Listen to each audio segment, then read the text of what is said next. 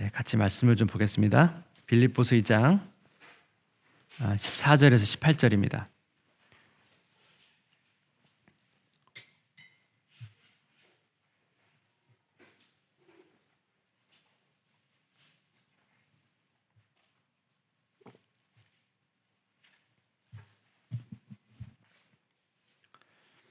빌립보서 2장 14절에서 18절.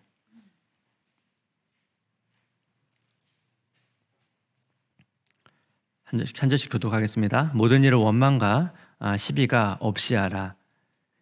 너희가 흠이 없고 순전하여 어그러지고 거스른 세대 가운데서 하나님의 흠 없는 자녀로 세상에서 그 가운데 빛들로 나타내며 생명의 말씀을 밝혀 나의 다름질이 헛되지 아니하고 수고도 헛되지 아니하므로 그리스도의 날에 내가 자랑할 것이 있게 하려 함이라. 만일 너희 믿음의 재물과 섬김 후에 내가 나를 전제로 드릴지라도 나는 기뻐하고 너희 무리와 함께 기뻐하리니. 함께 읽겠습니다. 이와 같이 너희도 기뻐하고 나 함께 기뻐하라. 아멘. 그 가수 이선희 씨의 노래 중에 그중에 그대를 만나라는 노래가 있습니다. 이 가사 내용을 저는 자세히는 잘 모르는데 대략 이런 내용인 것 같습니다. 우리가 그동안 인생을 통해서 수많은 만남을 갖지 않습니까? 어느 기간에 또 누군가와 때로는 우정을 나누고 또 사랑을 나누다가 계속 이어지기도 하고 또 어떤 경우에 사별이나 아니면 이사나 여러 가지 이유로 또 헤어지기도 합니다. 근데 이 노래 가사 중에 그 마음에 와닿는 가사가 있습니다. 가사를 가져왔는데 한번 제가 읽어드릴게요. 별처럼 수많은 사람들 그 중에 그대를 만나 꿈을 꾸듯 서로를 알아보고 주는 것만으로 벅찼던 내가 또 사랑을 받고 그 모든 건 기적이었음을. 이 내용 중에 우리가 수많은 만남 중에 그 중에 그대를 만나서 꿈을 꾸듯 서로를 알아보고 주는 것만으로 벅찼던 내가 또 사랑을 받고 그 모든 건 기적이었음을. 이 문장이 되게 마음에 와닿더라고요. 그러면서 저의 지난 여러 가지 만남들을 이렇게 떠올리게 됐습니다. 여러 가지 만남들이 사실 많이 있었겠죠.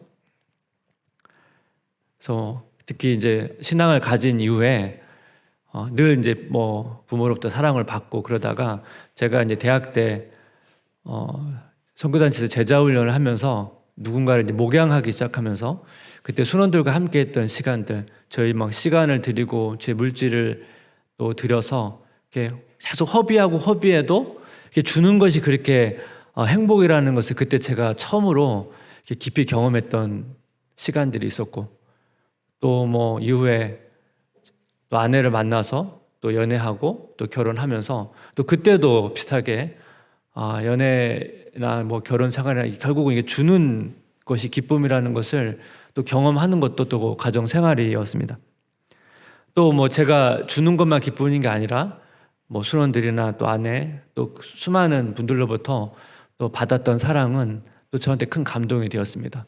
분당 우리 교회에서 사역하면서 꽤 오랜 시간 제가 사역하면서 또 이찬수 목사님부터 받았던 격려와 사랑, 또 분당 우리 성도님들, 수주 예번교회에서 지금 계신 성도님들로부터 받고 있는 그 사랑은 여기 나온 것처럼 그 모든 건 기적이었음을, 이 표현이 딱 맞는 것 같습니다. 이것이 이제 삼위 하나님께서 서로 사랑하시면서 우리한테 그 맛보라고 주신 그 사랑이 아닐까 그런 생각을 하게 됩니다.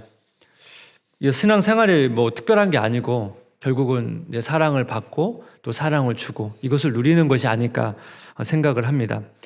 우리 지난주에 빌립보 말씀을 통해서 성도들이 겸손한 마음을 가지고 하나 되어서 성화를 추구해야 된다. 그렇죠? 구원을 이루라. 이 말씀을 나눴습니다. 그리고 이 성화라는 것이 공동체적으로 함께 이루어가는 것이고 또 이것이 우리의 의지를 드리는 것이긴 하지만 이 과정에서 반드시 하나님의 힘으로 또 하나님의 능력으로 이 성화를 이루어 가야 된다. 그 얘기를 지난주 말씀을 드렸는데 오늘은 어떤 내용이냐면 그러면 성화를 이룬다는 것이 구체적으로 뭐냐? 그거를 한 2가지 정도만 나누려고 합니다. 그래서 저는 성화를 오늘 성화라는 표현이 좀 익숙하다 보니까 말을 하나 만들었어요. 성화는 별처럼 빛나는 삶. 멋있지 않습니까? 성화를 별처럼 빛나는 삶 이렇게 정해서 별처럼 빛나는 삶을 위한 훈련. 첫 번째는 뭐냐면 부정적인 언어 습관 버리기입니다. 부정적인 언어 습관 버리기. 그 이선희 씨의 노래에 나온 것처럼 우리가 주는 것으로 벅차다면 뭐 공동체라는 게 뭐 무슨 문제가 있겠습니까? 뭐 이것만 뭐 잘 이루어진다면.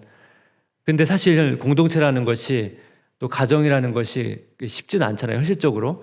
오늘 빌립보서 2장 14절 말씀을 보니까 모든 일을 원망과 시비가 없이 하라.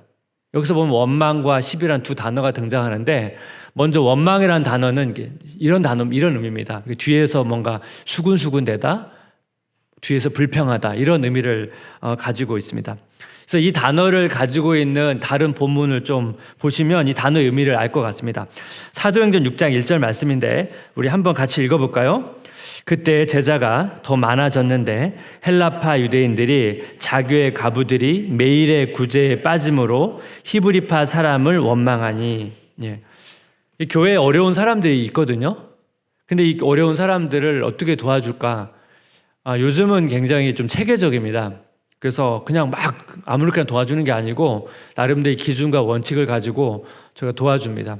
그래서 뭐 분당 우리 교회에서도 보면 복지 전문가들이 이런 기준들을 잘 세워가고 그 원칙에 따라 하고요. 저희도 사실 분당 우리 교회 도움을 받기도 하고 그 행정복지센터마다 다 요즘에는 다 복지 전문가들이 계시거든요. 그분들이 이런 모든 부분들을 도와주거든요. 그래서 우리가 그런 원칙들을 가지고 사실 도와주는데 뭐 초대교회에서 복지 전문가가 뭐 있었겠습니까? 이게 하다 보니까 여기 나온 것처럼 헬라파 이제 과부들이 구제 대상에 자꾸 빠지는 거예요. 그러니까 헬라파 유대인들이 히브리파 유대인들을 향해서 원망이 있었겠죠. 상황적으로 좀 불리하잖아요. 헬라파 유대인들이 아무래도 그만큼 다른 지역에 살다가 왔기 때문에 훨씬 상황적으로는 불리하다 보니까 자기가 그만큼 뭔가 부당하게 대우받는다고 생각하니까 원망이 있었던 것 같습니다. 수군수군 되는 게 있었겠죠. 그래서 이제 교회 지도자들이 그 얘기를 듣고 그거에 대한 대안을 세우거든요. 공동체 이런 문제들이 있죠. 왜냐하면 공동체가 얼마나 사실 다양한 상황에서 또 다양한 생각과 다 모였기 때문에 다 기준도 다 다르고 또 생각하는 게 다 다르다 보니까 여러 가지 뭐 교회에서 있어 보면 여러 가지 서로 생각이 다르다 보니까 그런 부분에서 불평이 나올 수 있거든요. 그래서 제가 분당우리 사역할 때 이천수 목사님께서 그 뭐 교육자나 성도님께 하셨던 그 내용들이 항상 기억이 납니다. 뭐냐면 뒤에서 얘기하지 말고 직접 얘기하라는 얘기를 자주 하셨거든요. 직접 얘기하면 반영할 수도 있고 또 그 얘기를 듣고 나서 그게 안 된다고 그러면 왜 안 되는지 설명을 해주면 오해가 풀리잖아요. 근데 자꾸 뒤에서 얘기하다 보면 뒤에서 얘기한 얘기가 하나도 반영이 안 되거든요. 그래서 직접 얘기를 하면 필요하면 해주겠다. 그래서 목사님께서 얘기 듣고 바로바로 시행했던 것들이 참 많습니다. 그래서 계속 뒤에서 얘기하지 말고 공적으로 와서 직접 얘기하라고 얘기를 자주 하셨습니다. 그만큼 교회에서 뒤에서 이야기하는 얘기들이 워낙 많고 또 목사님께서 그런 걸 이제 많이 보셨기 때문에 이제 분당 우리 교회는 그런 교회가 아니기를 바라는 마음에서 계속 공적으로 이제 얘기하라고 그런 얘기를 자주 했거든요. 왜 그러냐면 뒤에서 이제 불평하고 수군수군 되는 것은 건강하게 교회를 세우는 것이 아니고 이제 교회를 어떻게 보면 또 때로는 분열시킬 수도 있고 그럴 수도 있기 때문에 그렇습니다. 또 시비라는 단어가 또 나오거든요. 이 시비라는 단어는 이제 논쟁하다는 의미입니다. 논쟁한다는 것은 원래 좋은 의미거든요. 우리가 어떠한 문제를 가지고 건강하게 토론해서 발전적인 대안을 만들어내는 게 논쟁이잖아요. 근데 이 단어가 오늘 본문을 보면 원망이라는 단어랑 같이 쓰였잖아요. 그러니까 이 시비라는 단어는 부정적인 뉘앙스를 가지고 있습니다. 건설적인 어떤 이야기가 아니고 건설적이지 않은 말다툼. 쉽게 말하면 이제 뭐 말로 꼬투리 잡는 거죠. 그런 것들을 여기서 얘기하는 것입니다. 그 이찬수 목사님께서 그 이제 종종 어떤 새로운 사역을 하시거나 어떤 사역을 전환하실 때 보통 이제 교육자들과 이렇게 생각을 딱 던지고 나서 이야기를 종종 하시면 대화를 하자고. 그럼 사실 대화하기 쉽지 않거든요. 근데 목사님께서 담임 목사가 이렇게 딱 시킨다고 그냥 그대로 하지 말고 그 부분에 대해서 건강하게 아니면 아니라고 말하고 좀 토론하자. 그래서 종종 목사님이 계급장 띄고 이야기하자. 이 얘기를 자주 하십니다. 예. 그래서 막 이제 우리 생각도 얘기하고 그러면서 막 열띤 토론을 하기도 하거든요. 이 건강한 거죠.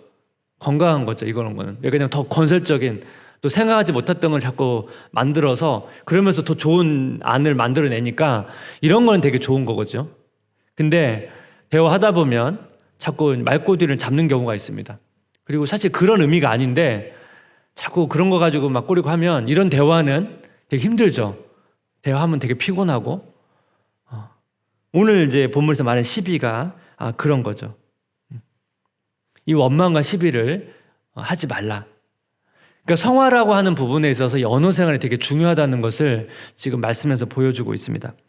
제가 그 교회 개척 기도회 아마 첫 번째 설교였던 것 같은데 그때 이제 불편한 편의점이라는 소설을 제가 인용하면서 그 소설에 나온 내용처럼 이제 수지예배교회가 여러 가지 장소나 또 처음 시작하다 보니까 여러 가지 불편한 것도 많고 부정한 것도 많은데 그 소설책에 나와 있는 것처럼 서로 이렇게 마음을 나누면서 그런 따뜻한 공동체면 좋겠다. 제가 그 내용을 한번 말씀으로 전한 적이 있습니다. 여러분, 따뜻한 교회가 되려면 여러 가지 이유가 있겠죠. 열심히 말씀도 묵상하고 기도해야 되지만 우리 언어가 따뜻하지 않고서는 사실 따뜻한 공동체가 되기 쉽지 않거든요. 대부분 이렇게 원망과 시비가 굉장히 많은 교회는 기본적으로 언어가 날카롭습니다. 예. 언어가 날카롭고 그래서 우리 언어가 따뜻해져야 된다는 것입니다. 그래서 이 골로새서 4장 6절 말씀을 우리가 좀 기억하면 좋겠습니다. 한번 같이 읽어볼까요? 너희 말을 항상 은혜 가운데서 소금으로 맛을 냄과 같이 하라. 그리하면 각 사람에게 마땅히 대답할 것을 알리라. 지난 주일 말씀에 이 소금에 대한 말씀을 제가 전했습니다. 소금이 음식의 맛을 내는 것처럼 우리의 말이 대화 속에서 맛을 낸다 한번 생각해 보십시오. 우리가 대화할 때마다 그 대화가 너무 맛있는 거예요. 그럼 어떻게 돼요? 그 만남 이후에 집에 오면 또 그립죠. 또 대화하고 싶고 또 다시 만나서 이야기 나누고 싶고 이것이 이제 너의 말을 항상 은혜 가운데서 소금으로 맛을 낸 것 같이 하라 이런 의미거든요. 따뜻한 공동체가 되기 위해서는 기본적으로 교회 안에서의 나눔과 대화 속에서 소금으로 맛을 내는 것처럼 이런 맛이 나야 됩니다. 저는 우리 수지 예봉교회 안에서 다락방을 뿐만 아니라 부서에서 모든 이런 교제 속에서 이렇게 음식에 소금을 치는 것처럼 그런 맛이 나는 그런 나눔이 있기를 주님의 이름으로 기도하고 축복합니다. 예. 그래서 이런 부정적인 원망과 시비가 없어질 때 오늘 빌립보서 2장 15절 말씀은 이렇게 얘기합니다.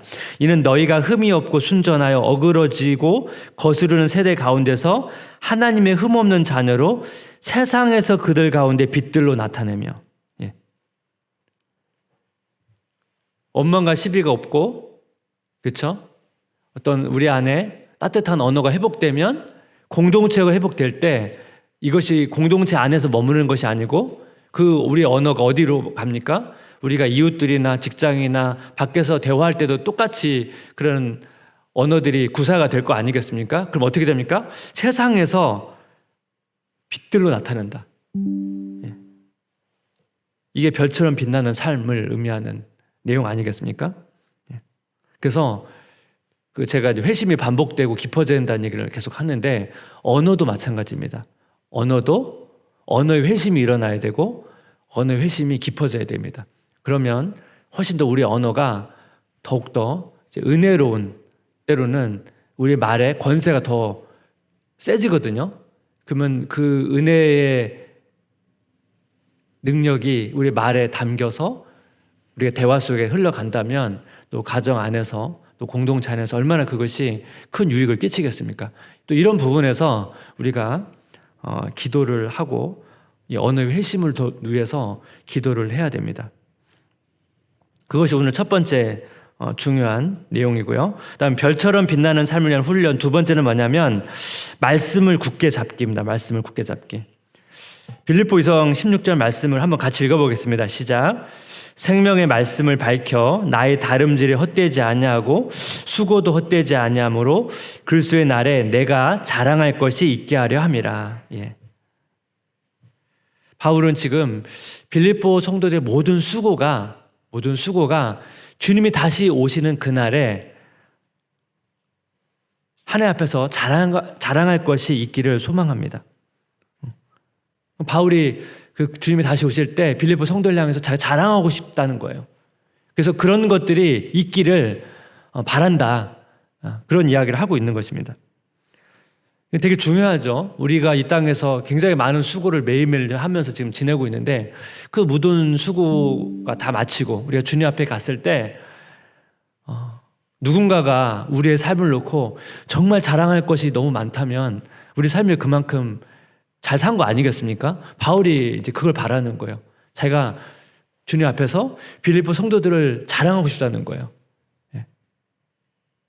그러면서 여기서 달리기 경주에 대해서 빗대어 이야기합니다. 나의 다름질이 헛되지 아니하고. 우리가 마라톤을 길게 달렸는데 올인했는데 갑자기 실격 그러면 어떡합니까? 소용없잖아요. 종종 그런 게 있잖아요. 보통 이제 단거리는 보통 뛰다가 출발할 때 실격하는데 다 뛰고 났는데 종종 그런 게 있거든요. 실격되는 경우가 있습니다. 갑자기 벗어난다든지 그런 경우에 실격이 되거든요. 그럼 우리가 이 땅에서 한 수고가 무슨 의미가 있겠습니까? 그러니까 바울은 그런 삶이 아니기를 바라고 자랑할 것이 많은 그런 삶이 되기를 바란다고 얘기합니다. 그러면서 여기서 뭘 얘기하냐면 생명의 말씀을 밝혀 이렇게 얘기합니다. 그러니까 우리의 수고가 의미가 있는지 아니면 헛된지를 판가름하는 중요한 기준이 뭐냐면 이 생명의 말씀을 밝혀입니다. 근데 이 단어가 두 가지 의미가 있습니다. 그래서 그 두 가지 의미를 좀 살피면서 오늘 그 내용을 좀 결론을 짓고 싶은데 첫 번째는 뭐냐면 이 문자적 의미로 밝힌다는 의미인 거예요. 밝히다, 보여주다 이런 의미를 가지고 있습니다. 그러니까 말씀을 밝힌다는 게 뭡니까? 말씀을 보여주는 거죠. 그러니까 이 말씀은 약간 쉽게 말하면 복음을 전한다 그런 의미로 이해하시면 좋겠습니다. 생명의 말씀을 밝힌다. 특히 이 말씀이 전 앞에 있는 구절에 세상 가운데 빛들로 나타낸다. 이 말씀과도 연결해 본다면 세상 가운데 어떻게 빛들로 나타냅니까? 말씀을 밝히면서. 그렇죠? 그러면서 나타날 수 있겠죠. 그것과 좀 자연스럽게 연결도 되고 오늘 본문의 이 단락을 빌립보 교회의 어떤 선교적 삶이라고 하는 맥락에서 본다면 또 이 해석도 가능을 합니다. 두 번째 의미는 뭐냐면 생명의 말씀을 밝혀가 붙잡다입니다. 붙잡다. 첫 번째는 밝히다, 보여주다고 두 번째 의미는 붙잡다입니다. 성경의 대부분의 번역서는 이 붙잡다로 번역을 합니다. 개역 개정은 약간 밝혀지만 다른 이제 번역서, 영어 번역이나 이런 모든 번역을 보면 이 붙잡다는 의미가 훨씬 더 많습니다. 빌립보서 2장 16절을 새 번역으로 한번 보면 우리 같이 한번 읽어볼까요? 생명의 말씀을 굳게 잡으십시오. 그리하면 내가 다름질한 것과 수고한 것이 헛되지 아니하여서 그리스도의 날에 내가 자랑할 수 있을 것입니다. 여기도 보시면 굳게 잡으십시오 이렇게 나오죠. 그러니까 이 말씀은 약간 복음 전도라는 좀 의미가 좀 다릅니다. 그렇죠? 여기서 굳게 잡는다는 것은 내가 말씀을 묵상하고 말씀을 삶으로 담아내고 싶은 그런 의미를 가지고 있는 거죠.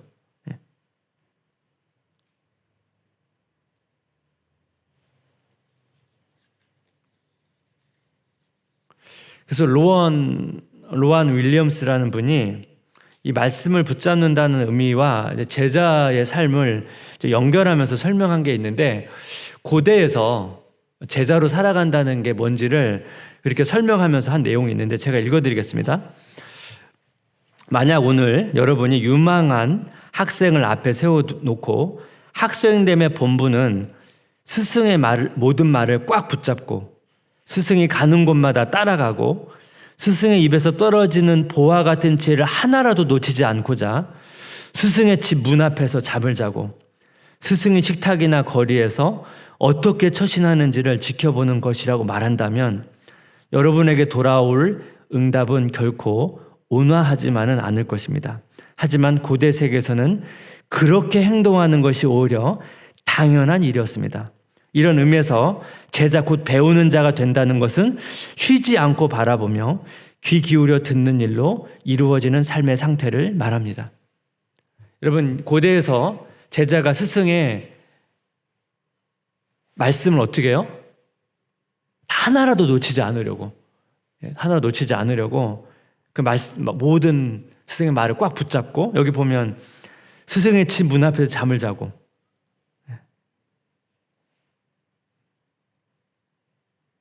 제가 대학 때 하나님의 은혜를 깊이 경험하고 나서 너무 이제 그 사모가 되니까 일주일에 한 번씩 이제 제자 훈련을 이렇게 하거든요. 근데 그 시간도 너무 좋았고, 그래서 사적으로 제가 리더집을 자주 찾아갔습니다. 아마 리더가 아마 되게 귀찮아했을 거예요. 근데 그때는 그냥 막 찾아갔어요. 찾아가서 뭐 같이 뭐 특별히 뭐 성경 공부를 하는 건 아닌데 그냥 같이 리더랑 있고 싶은 거예요. 그래서 같이 뭐 가서, 그때 자취하고 있었기 때문에 같이 밥도 먹고 누워가지고 막 이런저런 얘기도 하고 그런 시간들을 보냈는데 그때 너무 그게 시간이 너무 좋은 거예요. 제가 오늘 이거 읽다가 그런 생각이 났거든요. 그 제자가 된다는 것, 아까 말씀을 붙잡는다는 것은 그런 의미를 가지고 있습니다. 우리가 아침에 큐티를 하잖아요. 그리고 여러분 그 큐티를 하고 어떻게 하면 이 큐티한 내용을 붙잡는 게 뭡니까?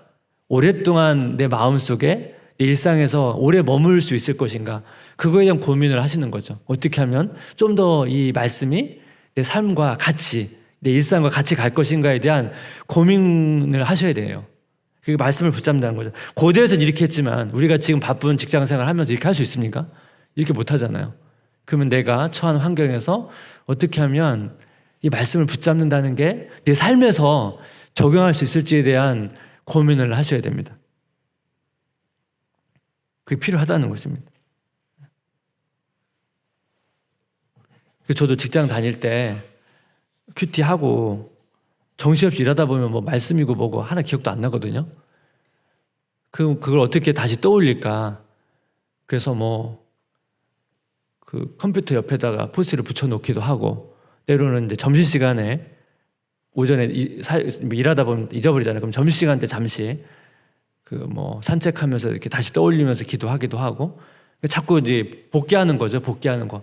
어떻게든 뭐 잠시라도 조금이라도 그냥 큐티 30분 하고 다 잊어버렸다가 집에 와서 자기 전에 무슨 말씀이었지 이게 아니고, 그래도 조금이라도 10분, 20분, 30분이라도 그 말씀이 내 삶에 영향을 미치기 위해서, 그게 저는 붙잡는 것에 대한 애씀이라고 생각하거든요. 각자의 삶의 자리에서 어떻게 하면 그 말씀이 내 마음에 머물 것인가, 그것을 고민해야 된다는 것입니다.